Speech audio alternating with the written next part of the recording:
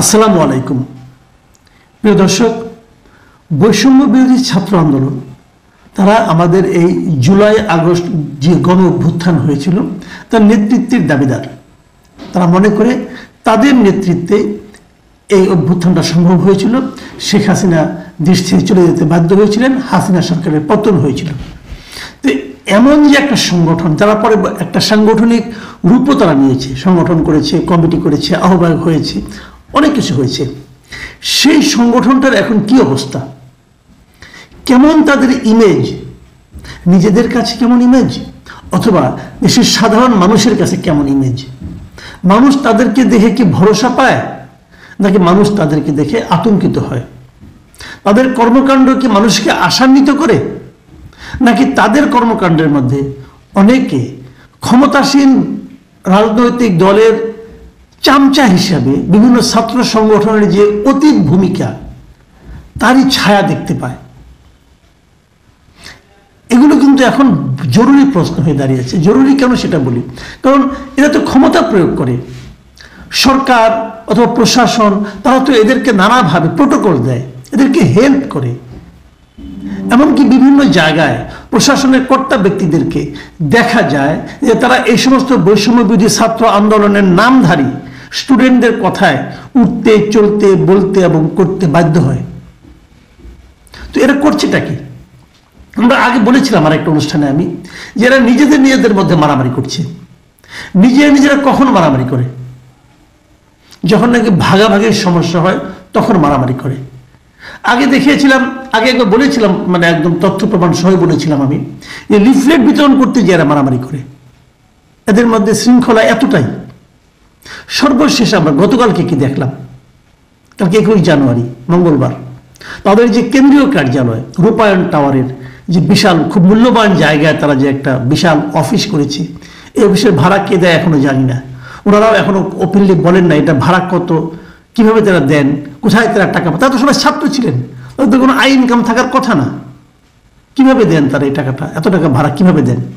এই জিনিসটা নিয়ে প্রশ্ন কিন্তু উঠছে। অনেকেই বলছে, যেহেতু মানুষের মধ্যে উঠছে সেহেতু আমি উচ্চারণ করলাম ওনাদের পক্ষে। আশা করি ওনারা এটা জবাব দেবেন। জবাব দিলে ক্লিয়ার হয়ে যাবে, আর জবাব না দিলে মানুষের সন্দেহ বাড়বে। সেখানে গতকালকে একটা মারামারি হয়েছে, নিজেরা মারামারি করেছেন। 7 জন আহত হয়েছে। আহতের মাত্রা এতটাই যে মেডিকেল কলেজে ভর্তি পর্যন্ত করতে হয়েছে। সেই মারামারির দৃশ্য যখন সাংবাদিকরা ধারণ করতে গিয়েছে, সাংবাদিকদের কাছ থেকে মোবাইল ছিনিয়ে নেওয়া হয়েছে, ভিডিও ডিলিট করে দেওয়া হয়েছে। কেন? এই কাজগুলো আগে কারা করত? সাংবাদিকরা কিন্তু এই আন্দোলনের যে নেতা হাসনাত আব্দুল্লাহ, তার কাছে অভিযোগ করেছেন যে কাজগুলো, যে আচরণের মুখোমুখি আগে আমরা ছাত্রলীগের কাছ থেকে হতাম, সেই আচরণ এখন আমরা আপনাদের মধ্যে দেখছি। তাহলে এরা কি ছাত্রলীগের আরেকটা কপি হচ্ছে, কপি পেস্ট? এই বিষয়গুলো কিন্তু আসছে। তাদের আচার আচরণ, কথাবার্তা, এটা করতে দেব না, ওটা করতে দেব না, এক বিন্দু রক্ত থাকতে এটা মানবো না, এই যে তাদের অ্যাটিচিউড, কথাবার্তা, এগুলো কিন্তু সেই দিকেই মানুষকে কিন্তু ভাবতে বাধ্য করছে। এবার কি হয়েছে ঘটনাটা আমি ছোট্ট করে একটু বলি ঘটনাটা আপনাদেরকে। কদিন আগে যাত্রাবাড়ি জোনের একটা মত বিনিময় সভা ছিল এই সমন্বয়কদের। সেখানে এই সমন্বয়কদের উপস্থিতিতে তাদের মধ্যে একটা, মানে যারা এখন উপস্থিত ছিল তাদের মধ্যে একটা মারামারি হয়, এক পক্ষ আরেক পক্ষকে মারে। তো যারা মার খায় তারা গতকালকে, মানে সোমবার, আপনার এই মঙ্গলবার দিন এই রূপায়ণ টাওয়ারের সামনে বাংলা মোটরে এখানে তারা এসেছিল প্রতিবাদ জানাতে এবং একটা বিচার চাইতে।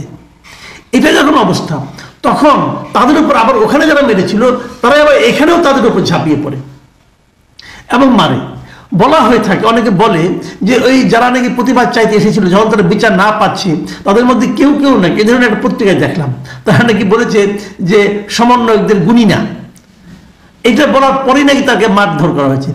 সমন্বয়কদের গুণী না এটা বলা উচিত না, কারণ ওনারা তো ওই সংগঠনের লোক, তারা সমন্বয়কদের গুনবেন না কেন? কিন্তু যদি বলেও থাকেন কেউ, আমি ধরে নিচ্ছি বলেছেন, যদি বলেও থাকেন, তার কি আপনি ফিজিক্যালি অ্যাসল্ট করতে পারেন, মারতে পারেন? এই মারার অধিকার আপনাকে কেউ দিয়েছে? এই ধরনের অজুহাত তাকে ছাত্রলীগ দিত, যে তার নেত্রীকে নিয়ে খারাপ কথা বলেছে, অত ধরে মারবো আমি। আপনি যেই হন না কেন, আপনি সমন্বয়ক হন অথবা মহাসমন্বয়ক হন, আরেকজন ব্যক্তির গায়ে হাত তোলার অধিকার আপনাকে কে দিল? না নাকি সমন্বয় হলে 7 খুন মাপ? আমরা কোন দেশে আছি? আমরা কি কখনো এই সমস্ত সংগঠনের নামধারী মাস্তানদের হাত থেকে মুক্ত হতে পারবো না? কোলাপসিবল গেট আটকে মারা হয়েছে কেন? হচ্ছেটা কি আসলে? কেন হয় এটা একবার ভেবেছেন? একটা ছাত্র সংগঠন এরা, এদের এখানে ঢোকা, কমিটির মধ্যে যাওয়া, নিজেরা মারামারি করা কেন? কারণ একটাই, যে ওই একটা পদ, ওই পদে আমাকে যেতে হবে, অথবা ক্ষমতার ওই জায়গায় আমাকে বসতে হবে। আমি যদি সমন্বয়ক হই তাহলে আমার কিছু আয় ইনকাম হবে। না কি ওখানে কি মধু আছে ভাই? নিশ্চয়ই কোনো মধু আছে। যেখানে মধু আছে সেখানে তো মৌমাছি যে ভিড় করবে, যেখানে মৌমাছি ভিড় করবে সেখানে তো ভন ভন আওয়াজ হবে। এটাই দুনিয়ার নিয়ম। ছাত্রলীগ এখন কেউ করতে চায়? এখন কেউ বলে যে আমি ছাত্রলীগের সভাপতি ছিলাম, ছাত্রলীগের অমুক কমিটির শাখা কমিটির সাধারণ সম্পাদক ছিলাম? কেউ বলে না। কিন্তু আগে উপকমিটির সম্পাদক কিন্তু হওয়ার জন্য অনেকে মারামারি করতো, বলে বেড়াতো, বাহারিরা নেম কার্ড থাকতো, দেখাতো আমি উপসম্পাদক, উপকমিটির সম্পাদক। এটাও বিরাট একটা পোস্ট, এটা দেখেও চাঁদাবাজি করা যেত। তাহলে এখন কি ওই ধরনের একটা সংগঠন পরিণত হচ্ছে এটা, যে এটার একটা পোস্ট পেলে সেটাকে ব্যবহার করে আমি অনেক কিছু করতে পারবো? ব্যবহার করা কি শুরু হয়ে গেছে? তাহলে এত লোক কেন? আপনি দেশ গঠন করবেন।